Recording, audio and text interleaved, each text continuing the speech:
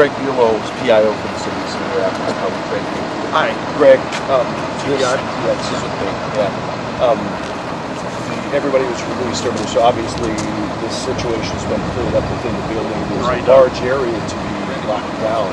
How long would the lockdown occur for? Well, it started at 10:38. We received a call that there was an individual, a man, that entered the City Services Center at 500 15th Avenue Southwest, armed with a shotgun.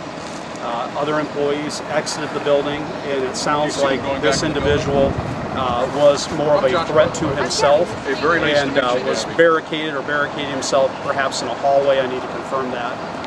We confirmed within about a half hour all the employees were out safely. Special response team and negotiators worked with the individual, and I was just informed at 11:35 that the individual armed with the shotgun is in custody. There's no injury to that man either. So that's a peaceful resolution. It's really about the best thing you can ask for.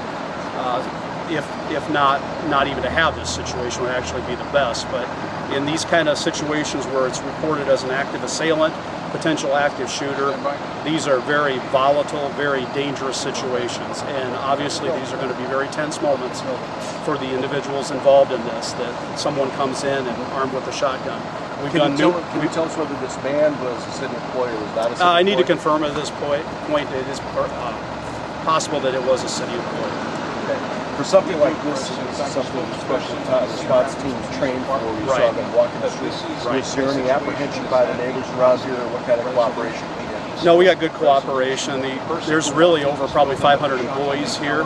Many of them go out and do different tasks, like streets employees or public works employees that work on sewer maintenance and painting and building inspections, those kinds of programs. And so some of them were out of the office, obviously going out and doing their work.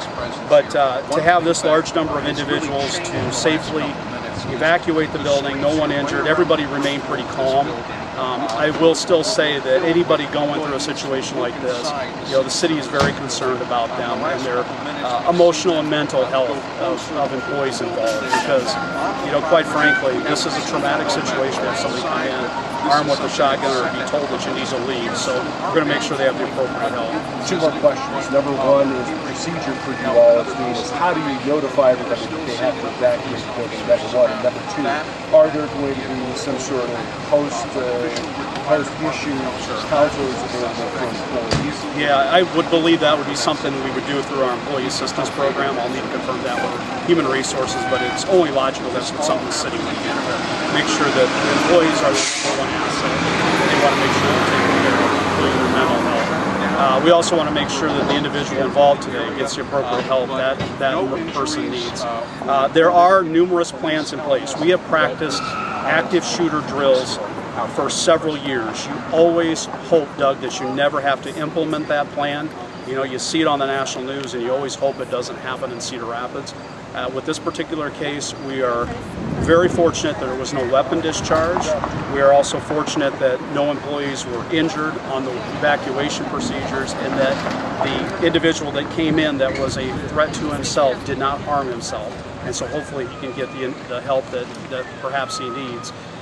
So you put all those together, and it's very fortunate, but that's a byproduct also of having those plans in place so that you do have a very healthy police and fire response to this situation. You saw multiple agencies coming in here. Those plans were executed, and there'll be a follow-up. Any kind of incident like this, we're going to do a debriefing afterwards to find out what worked well, what could be improved on. How did you communicate with the individual while they were in there? Was there somebody to talk him down, so to speak? Or? I don't have the details. It's a good question of what the special response team did, or if he came out voluntarily. As soon as I get a chance, after talking with you folks, I'll go get a debriefing myself from the incident commander exactly how the final moments played out to end in a peaceful resolution of getting the individual in custody without any injury to officers or that person. Greg Buelow, the PIO for the City of Cedar Rapids Public Safety, here with us, Doug Wagner on News Radio 600 WMT. Doug Wagner on TimsTV.com.